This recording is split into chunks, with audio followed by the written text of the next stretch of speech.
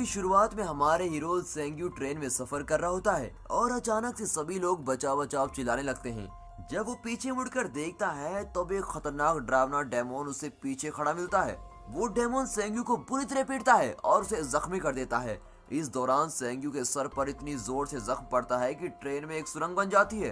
वो तुरंत डर के मारे आंखें खोलता है, तभी उसे रियलाइज होता है कि वो तो एक डरावना सपना था और ये सपना पिछले 6 महीनों से उसको सोने नहीं दे रहा होता है। जब भी वो सोने की कोशिश करता है ये डेमोन उसे मार डालता है और सपने में कई जख्म उसे रियलिटी में भी महसूस होने लगते हैं, लेकिन फिर उसके निशान मिट जाते हैं। उसकी समझ में नहीं आ रहा होता है कि ये डेमोन उसे क्यों मारना चाहता है, उसका उस डेमोन से क्या रिश्ता है। देखने में तो सेंग्यू बिल्कुल एक भिखारी की तरह दिख रहा होता है, एक्चुअली में उसकी हालत एक भिखारी से भी बदतर है। न रहने के लिए घर, न पहनने के लिए बराबर कपड़े, न खाने के लिए पैसे, न बराबर की नौकरी। ऊपर से जब भी वो सोने की कोशिश करता ये सपना उसकी नींदें उड़ा देता। सेंग्यू एक छोटे से घर में रह रहा होता है और वहाँ पर उसके मकान मालिक घर के बाहर से चिल्ला रहा होता है। अपने मकान मालिक से बचने के लिए वो खिड़की की तरफ से बाहर निकलता है क्योंकि उसने काफी महीनों से किराया नहीं दिया होता और मकान मालिक उसके पीछे पड़ा रहता है। इस कहानी में सेंग्यू एक अनाथ बच्चा है जिसका अपनी लाइफ में कोई भी नहीं है। वो एक स्क्रिप्ट राइटर है। उसके घर के पास में एक दादाजी का छोटा सा स्टैंड होता है जहाँ पे वे डोसा बनाते हैं और वे उनके पास पहुँचता है और कहता है, दादाजी मुझे एक डोसा दे दीजिए ना,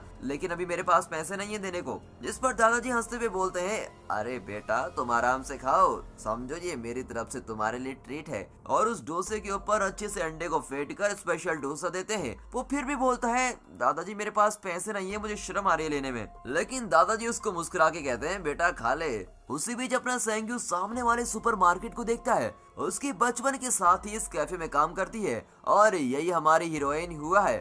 सेंग्यू उसे तब से पसंद करता है जब वो एक क्लब में गाना गाती थी। उसकी यादों में खोए हुए ये साहब डोसा खाने वाले होते हैं कि पीछे से कोई हमारे सेंग्यू को पकड़ता है। उसे देखते ही सेंग्यू भागने लगता है और इस चक्कर में उसका खाना भी गिर जाता है।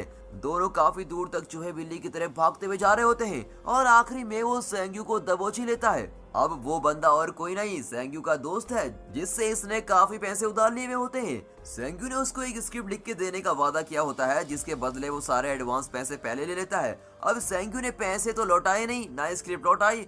और जब उसका दोस्त स्कार उससे पूछने लगता है कि क्या हुआ भाई, तो वो अपनी मुश्किलें बताने लगता है। वो बोलता है कि मेरे सपने में डरावनी चीजें आ रही हैं और मैं उनसे जी नहीं पा रहा हूँ, इसलिए जो भी एडवांस मनी तुमने दिए थे वो मैंने अपनी मेडिसिन पर खर्च कर लिए हैं। इस पर स्कार धमकी देते हुए कहता है, ठीक है, अगर 10 दिनों में मेरा पैसा वापस नहीं दिया तो साले तेरे को जान से मार डाल दूंगा। और वो वहाँ से चला जाता है। सेंग्यू अपनी दरिद्रता से तंग आ चुका होता है। उसकी समझ में नहीं आता कि वो करे क्या। जब वो वापस अपने घर पहुंचता है तो देखता है कि मकान मालिक ने उसका सारा सामान घर से बाहर फेंक दिया और दरवाजे और खिड़की दोनों पर ताला लगा दिया है। एक घर जो बचा होता है वो भी हाथ से निकल गया होता है। सेंग्यू अगर कैश करो ऐप यूज करता तो उसके पूरे दिन का एक्सपेंस आराम से मैनेज हो जाता। सिर्फ खूब सारा डिस्काउंट ही नहीं बल्कि बहुत सा कैशबैक भी मिलता, जिससे वो अपने घर का रेंट भी आराम से पे कर सकता था और अपना घर भी आराम से बचा सकता था। तो दोस्तों, होली के साथ साथ गर्मी का मौसम आने वाला है, मतलब शॉपिंग करने का बेस्ट मौका। और अभी मिंत्रा से लेकर एजियो पर जबरदस्त सेल चल रही है विद 90% डिस्काउंट, मतलब विश लिस्ट पूरी करने का बेस्ट मौका। लेकिन अगर इसी शॉपिंग पर फ्री पैसे कमाने हैं तो एक स्मार्ट ट्रिक बताता हूँ जिसे 1.5 करोड़ से ज्यादा लोग इस्तेमाल करते हैं। अब अमेज़न, एजियो या मिंत्रा के डिस्काउंट के ऊपर और भी पैसे बचाने और एक्स्ट्रा कैशबैक कमाने हैं तो सीधे जाना कैश करो पर, जो कि शॉपिंग करने के फ्री पैसे देता है। इस पर अमेज़न, एजियो, मिंत्रा से लेके बिग बाजार सब मिलेंगे और ऑलरेडी चल रहे डिस्काउंट के ऊपर 30% एक्स्ट्रा कैशबैक अलग से। यहाँ कैशबैक दोनों कैश ऑन डिलीवरी और ऑनलाइन पेमेंट पे मिलेगा। सबसे मजेदार बात यह है कि कैशबैक का पैसा सीधे बैंक में जमा करा सकते हो और ये वहां से निकलवा सकते हो। और तो और ये ऐप रतन टाटा फंडेड है। ये ऐप यूज करना बहुत ही सिंपल है, सिर्फ 2 स्टेप्स, और ध्यान से सुनना, आगे गिव अवे भी है जिसमें 500 रुपए के वाउचर जीत सकते हो। स्टेप 1, डिस्क्रिप्शन में दिए हुए लिंक से ऐप डाउनलोड करो और 25 रुपए का बोनस तुरंत मिलेगा। या फिर अलग से प्ले स्टोर, ऐप स्टोर से करोगे तो मेरा कोड रॉकर25 यूज करना तो भी 25% का बोनस मिलेगा। स्टेप 2, अब होम पेज में कोई भी मनपसंद की वेबसाइट जैसे अमेज़न सर्च करो और ऑरेंज बटन पे क्लिक करो। जैसे चाहे शॉपिंग करो और अपना कमाया हुआ कैशबैक माय अर्निंग में चेक कर सकते हो, जो कि तुम अपने बैंक अकाउंट में ट्रांसफर करवा सकते हो। बस इतना सिंपल। अब थका हारा वो उस कैफे में अपना लैपटॉप लेके बैठता है और जिंदगी को अपनी कोस रहा होता है। सामने एक टेबल पर आधा खाना रखा हुआ होता है। उसको तो भूख इतनी लग रही होती है कि वो उस झूठे खाने को भी खाना चाहता है, लेकिन उसकी बुरी किस्मत वहाँ कोई और आकर बैठ जाता है। देखते ही देखते धीरे धीरे वो पूरे कैफे का नक्शा बदलने लगता है और ये डेमन वहाँ वापस आ गया होता है। उसे देखकर सेंग्यू घबरा जाता है। डेमन पहले एक भारी चेन उसके गले में दबाता है और फिर उसको पटाख पटाख मारने की कोशिश करता है। जब वो हड़बड़ाकर उठता है तो फिर से वही बुरा सपना देखता है। अब जिंदगी से तंग आकर वो रेस्टोरेंट के बाजू वाले ऊंची बिल्डिंग पर जाता है और वहाँ से सुसाइड करने की कोशिश करता है। तभी वो दादाजी नीचे से उसको पुकारते हैं, अरे बेटा क्या कर रहे हो, तुम कुछ गलत करने की तो नहीं सोच रहे हो, नीचे उतर आओ, मैं तुम्हारे लिए अच्छा सा ऑमलेट डोसा बनाता हूँ। सेंग्यू को गुस्सा आ जाता है, अरे दादाजी मैं जी नहीं पा रहा हूँ, एटलीस्ट चैन से मरने तो दो। अब इतने में दादाजी ऊपर जाते हैं और खाने के लिए कुछ लेके जाते हैं और पूछते हैं, बेटा तुम्हारी प्रॉब्लम क्या है, क्यों मरना चाहते हो, नौकरी लड़की काम क्या बात है बेटा।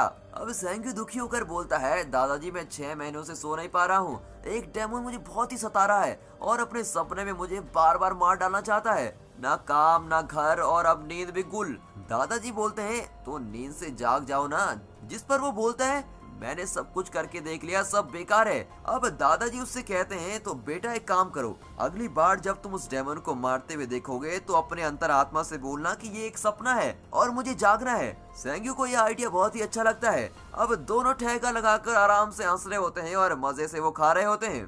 फिर थोड़ी देर बाद जब दादाजी चले जाते हैं तब वो सोचता है, शायद दादाजी की बातों में दम है और अब यही ट्राई करता हूँ। उसके हाथ में एक पुराना फोन होता है जिसे बेचकर वो उस रात के लिए पैसे इकट्ठा करता है। वहाँ पास में एक सुपरमार्केट है, वो वहाँ पहुँच जाता है और जल्दी जल्दी उसमें कुछ खाने का सामान चुराने की कोशिश करता है, ये सोचकर कि शायद कोई नहीं देखेगा। लेकिन जब उसे पता चलता है कि उसकी हरकतें सामने वाले मिरर में रिकॉर्ड हो रही हैं, तभी वो सारा सामान वापस रख देता है। अब जितना पैसा उसके पास होता है उसे सिर्फ एक ब्रेड ही खरीद पाता है। अब बाहर आकर जब वो बेंच पर बैठता है तभी एक लड़की उसके पास आती है। वो लड़की कोई और नहीं, उसकी गर्लफ्रेंड युवा है। उसकी हालत देखकर वो उसके पास आकर बोलती है, क्या तुम मुझे पहचानते हो, हम बचपन की दोस्त हैं, तुम्हारी हालत इतनी खराब क्यों है, चलो मेरे घर चलते हैं, पहले कुछ खाना खाते हैं। ऐसा कहकर वो उसके कंधे पर हाथ रखती है। सेंग्यू कुछ समय के लिए खुश हो जाता है, लेकिन देखते ही देखते वो लड़की डेमन में कन्वर्ट हो जाती है। उसे जमीन से उठाकर मारने की कोशिश करता है। अब रेस्टोरेंट के अंदर जो लड़की कैश काउंटर में होती है वो डर के मारे एम्बुलेंस को फोन कर देती है, क्योंकि उसको लगता है कि सेंग्यू को अटैक हो गया है। लेकिन जब वो आसमान पर उसको उड़ते हुए देखती है तो वो घबरा जाती है। यहाँ सेंग्यू को तब दादाजी की बात याद आती है कि वो अपने आप से बोले कि ये मेरा वहम है, मैं सपने में हूँ और मुझे जागना है। ऐसा कहते ही वो डेमन उसको जोर से फेंक देता है और चाकू से उसके सीने में प्रहार करता है और सीधे ग्लास को तोड़ते हुए दुकान में जा गिरता है। जब वो आंखें खोलता है तो वो डेमन की चाकू उसी के हाथों में होती है और उसे ऐसा फील होता है जैसे कि उसने संघर्ष और मुश्किलों के बाद एक नई जिंदगी पाली है। थोड़ी देर तक तो उसे समझ ही नहीं आता कि ये सपना है या हकीकत। अब जल्दी से वो एक म्यूजियम में जाता है और उस चाकू को बेचने की कोशिश करता है। म्यूजियम ओनर से वो कहता है कि मैं इसके 20,000 लूंगा, जिस पर ओनर कहता है कि मैं तो 5,000 ही ऑफर कर सकता हूँ। फिर बाद में नेगोशिएट करके उसको 10,000 मिली जाती हैं और वो बहुत ही खुश हो जाता है और खुशी के मारे वो सबसे पहले एक महंगे होटल में रूम बुक करता है और तरह तरह के खाने का ऑर्डर करता है और मस्त खाता है। फिर नहा धोकर अपने गंदे से हुलिया को ठीक करता है और शेव करने के बाद तो जैसे उसकी पर्सनैलिटी बदल जाती है, वो एक ही रात में गरीब से अमीर बन जाता है। अब जैसे कि उसको सोने की बीमारी होती है, इसलिए वो स्लीपिंग टैबलेट लेके सोने की कोशिश करता है। जैसे ही वो सोने की कोशिश करता है, कुछ टक टक की आवाज उसे सुनाई देती है और वो जाग जाता है। जब वो बाहर देखने आता है कि कौन है तो उसके रूम का दरवाजा अपने आप बंद हो जाता है। फिर अंदर से डोर टूटते हुए वो डेमन बाहर निकलता है और हमारे सेंग्यू को एक बड़ी कुल्हाड़ी से मारने लगता है। सेंग्यू बहुत कोशिश करता है अपने आप को बचाने की, लेकिन उस डेमन के प्रहार से वो बच नहीं पाता। वो कुल्हाड़ी से सेंग्यू के कंधे पर जोर से मारता है और उस वार में सेंग्यू के चेहरे पर एक निशान बन जाता है। वो नींद में बड़बड़ाते हुए बोलता है कि ये उसका वहम है। जैसे ही वो अपनी आंखें खोलता है, ये सोने की कुल्हाड़ी उसके हाथों में होती है। अब उसको अजीब ही लग रहा होता है और मजा भी आ रहा होता है। वो फिर से म्यूजियम में जाकर पैसों की गड्डी इकट्ठा करता है और मजे करने लगता है। म्यूजियम में एक आदमी सेंग्यू को हर बार घूर घूर कर देखता है और ये भी उसे इग्नोर करके चला जाता है। अब ये जुए पर, लड़कियों पर, नशे सब पर काफी पैसे उड़ाने लगता है। वो लड़कियों का लवर बॉय बन जाता है। एक शाम को जब वो नशे की हालत में होता है तो वो अपने रूम में पहुंचता है और वहां पर स्लीपिंग पिल्स लेकर सोने की कोशिश करता है। सोने से पहले वो एक किताब पढ़ रहा होता है जिसमें एक शानदार म्यूजियम की तस्वीर होती है, इसीलिए इस बार वो म्यूजियम पहुंचना चाहता है और सोच रहा होता है कि कौन सा कीमती औजार उठाया जाए जिससे उसे काफी सारे पैसे मिल जाएं। सामने उसे मुकुट दिखाई देता है और देखते देखते वहाँ डेमन भी वॉर करने पहुंच जाता है। अब की बार उस डेमन के हाथ में शूटर गन होती है और उसने सेंग्यू को वहीं पर बंद कर दिया होता है। सेंग्यू जागता है और वापस स्लीपिंग टैबलेट्स खाकर सपने की दुनिया में वापस जाता है। उसने जितने कीमती सामान को देखा था वो सारी चीजें इस लड़ाई के दौरान हाथ में उठाता है और मार खाते वक्त उसके हाथ में वो सोने का मुकुट और कॉस्टली औजार आ जाते हैं जिसे उसने म्यूजियम में देखा था। जब वो मार खाकर अपनी नींद से उठता है तब ये सारे जवाहरात उसके बेड पर पड़े होते हैं और अब उसकी खुशी का ठिकाने का कोई लेवल नहीं होता। म्यूजियम जाकर वो सौदा करता है और इस बार उसको करोड़ों का बिजनेस मिलता है क्योंकि पैसे की वैल्यू बहुत ज्यादा होती है, इसलिए वो डीलर उसको चेक देता है। जब उससे पूछने की कोशिश करता है कि ये सारी चीजें आ कहां से रही, लेकिन ये कुछ नहीं कहता और चुपचाप चेक लेकर निकल जाता है।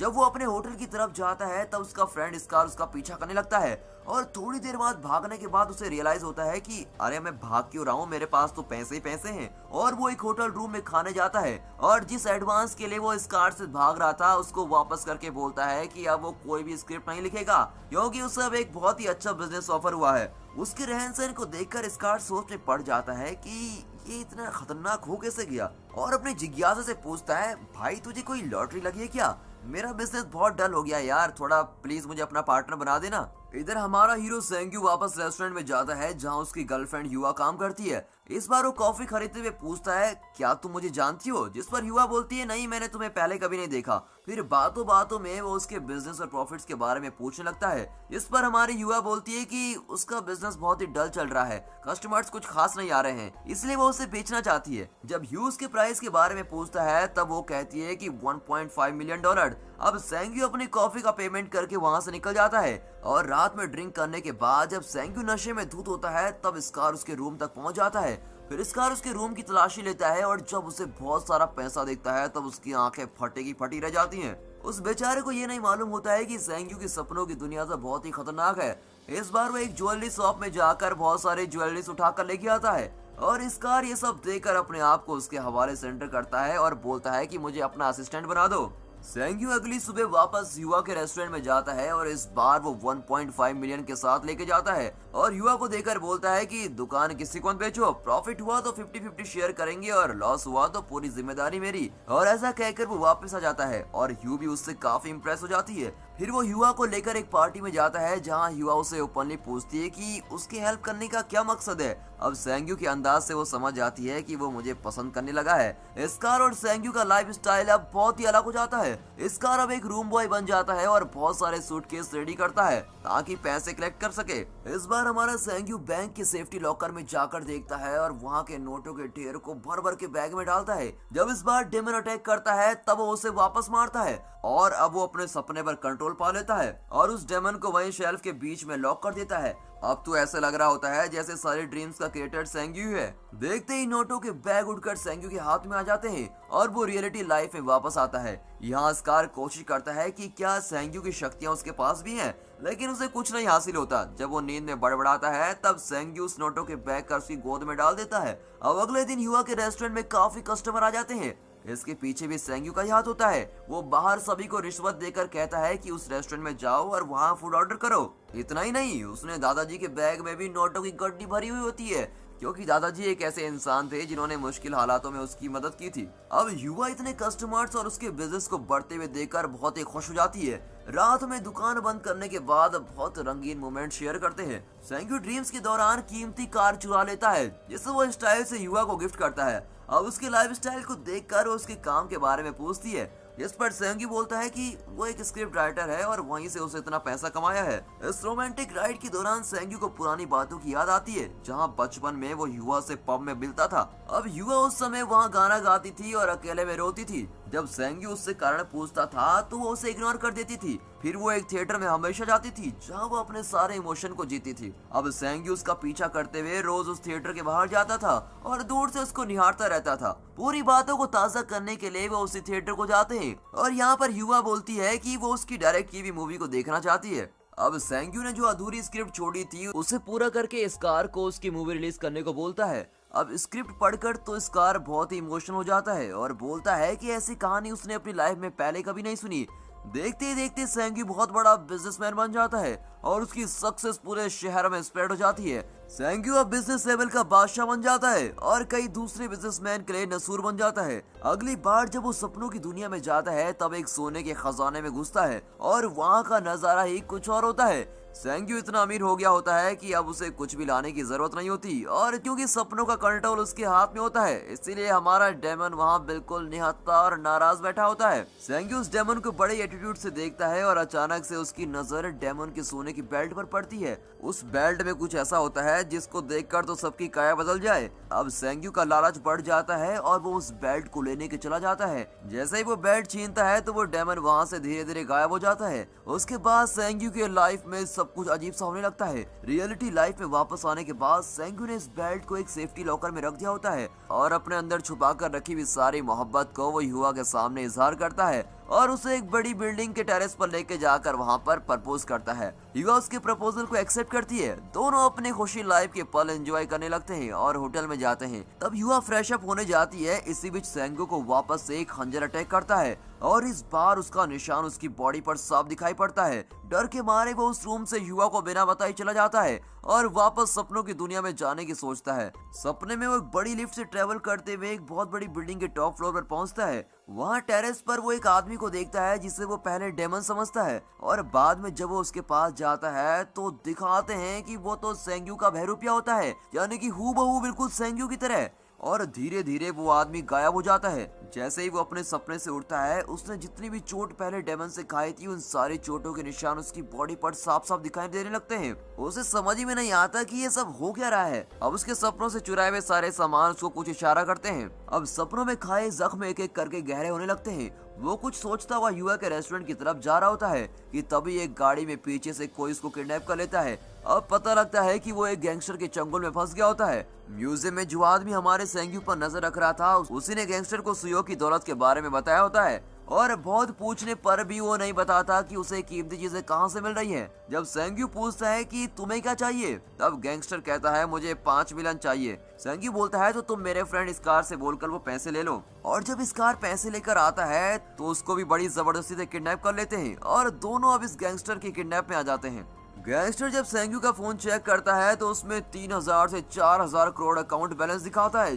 जिसको देखकर तो वो सोच में पड़ जाता है और वो उसको धमकी देते हुए बोलता है मैंने शायद तुम्हारी जिंदगी की कीमत कम लगाई। अकाउंट में जब इतना पैसा है तो घर पर कितना खजाना होगा। अब ऐसा कहकर वो लोग जबरदस्ती सेंग्यू के रूम पर पहुंचते हैं जहां वो स्टे कर रहा था और रूम में पहुंचकर वो अपना सीक्रेट स्टोर दिखाता है जहां पर सपनों की दुनिया से चुराई हुई सारी चीजें रखी हुई होती हैं। और ये सब देखकर गैंगस्टर पूछता है कि इतना सारा कलेक्शन ये कहां से मिला। इस पर सेंग्यू कहता है कि उसने अपनी जान पर दाव लगाकर ये सारी चीजें इकट्ठा की हैं और वो ये भी बोलता है कि अगर तुम्हें ये सारी चीजें चाहिए तो तुम ले लो, पर पुलिस को मत बताना और मुझे मेरे दोस्त स्कार को छोड़ दो। लेकिन गैंगस्टर को शायद कुछ और ही मंजूर था। इतने में रिसेप्शन से कॉल आता है कि युवा उससे मिलना चाहती है, जिस पर सेंग्यू मना कर देता है और उदास होकर जब युवा वापस जाती है तब गैंगस्टर का एक आदमी उसको भी किडनैप करके रूम में लेके आता है। अब युवा सेंग्यू दोनों एक दूसरे को इस हालत में देखकर तड़पते हैं। सेंग्यू गैंगस्टर को रिक्वेस्ट करता है कि वो युवा को इन सब से दूर रखे, पर वो नहीं मानता। इतने में जख्मी स्कार को होश आता है और वो भी बोलता है कि सारे पैसे रख लो लेकिन हमें छोड़ दो, लेकिन वो बुरे वार का शिकार हो जाते हैं। गैंगस्टर के गुंडे उसे एक लोहे की रॉड से बुरी तरह मारते हैं और चारों तरफ खून से लथपथ हो जाता है। फिर जब एक गुंडे युवा के साथ बदतमीजी करने की कोशिश करते हैं तो झगड़ा बढ़ जाता है। गैंगस्टर के गुंडे बुरी तरह से तीनों को मारते हैं। अब स्कार उन दोनों को आगे जाने को बोलता है और खुद उनका शिकार हो जाता है। दोस्त के खातिर उसने अपनी जान दे दी होती है और एक सच्चे दोस्त होने का फर्ज निभा देता है। वहाँ जब युवा एक मोटी सी रॉड से इन गुंडों को मारने की कोशिश करती है तो वो गुस्से में उन दोनों को मौत के घाट ऑलमोस्ट उतार ही देती है और जख्मी सेंग्यू आंखें बंद करता है और इस बार वो दूसरी दुनिया में चला जाता है और इस दुनिया में उसे कई सारे डोर दिखाई देते हैं और ये सारे डोर उसकी जिंदगी से जुड़े हुए होते हैं। वो ट्रेन का सफर, वो रेस्टोरेंट का इंसिडेंट, वो म्यूजियम, लॉकर, सोने का खजाना और यहाँ से उसे अपनी जिंदगी रिवर्स डायरेक्शन में जाती हुई नजर आती है। उसे ऐसे लगता है कि ये सारे एपिसोड उसकी आंखों के सामने हो रहे होते हैं। जब वो सुसाइड करने उस ऊंची बिल्डिंग में जाता है तब इस दुनिया में वो सुसाइड अटेम्प्ट करता है और उसे स्ट्रेचर में लेटाकर एम्बुलेंस में लेकर जाते हैं। उसके सामने सब कुछ रियलिटी में होते हुए नजर आता है। वो एक बड़ा पोर्टल देखता है जिसमें वो पोर्टल का दरवाजा खोल नहीं पाता और उस दरवाजे के पीछे युवा बेहोश पड़ी भी होती है और वो चाहकर भी उसकी मदद नहीं कर पा रहा होता है। वो बार बार बोलता है कि मैं नींद में हूँ, मुझे उठना है, लेकिन कुछ भी नहीं होता और वो बेहोश हो जाता है। देखते ही देखते सेंग्यू के हाथ पैर सब बड़े होने लगते हैं और वो एक डेमन में कन्वर्ट हो जाता है। उसके हाथ में एक बड़ा सा हथियार होता है जिससे वो पोर्टल को तोड़ देता है। जब ये पोर्टल टूटता है तब उसकी रियल लाइफ की बहुत सारी चीजें बदल जाती हैं। शुरुआत में जो मकान मालिक उसे पैसे मांगने के लिए बाहर खड़ा उसे डांटता है, ये डेमन उसे जोर से मारकर उड़ा देता है। फिर जब स्कार उसकी काबिलियत पर सवाल करके उसके मजाक उड़ाता है तब वो उसको भी एक ही परार में खत्म कर देता है। और बाद में जब एक गैंगस्टर उसके रूम में सबको मार डालते हैं तब ये दरवाजा तोड़ते हुए उस गैंगस्टर की बटालियन का चकनाचूर कर देता है। उसी बीच एक गैंगस्टर गलती से सारी गोलियां युवा पर बरसा देता है और हमारे सेंग्यू के सामने उसकी मौत हो जाती है। जब हमारा सेंग्यू बेसहारा होता है तब ये डेमन अपनी गन को उठाता है और सीधे उसको गोली से उड़ा देता है। अब सेंग्यू ने जितनी भी चीजें सपनों की दुनिया से चुराई हुई होती हैं वो सारी गायब होने लगती हैं और वो डेमन का बेल्ट भी वहां से गायब हो जाता है। कहानी का क्लाइमेक्स बहुत ही कंफ्यूजिंग है और ध्यान से देखने वाले भी कुछ पल के लिए कंफ्यूजन में पड़ जाएंगे कि ये हो क्या रहा है। वो फिर से दिखाते हैं कि हमारा सेंग्यू बिल्डिंग से कूदकर सुसाइड कर लेता है और मौत की गोद में सो जाता है।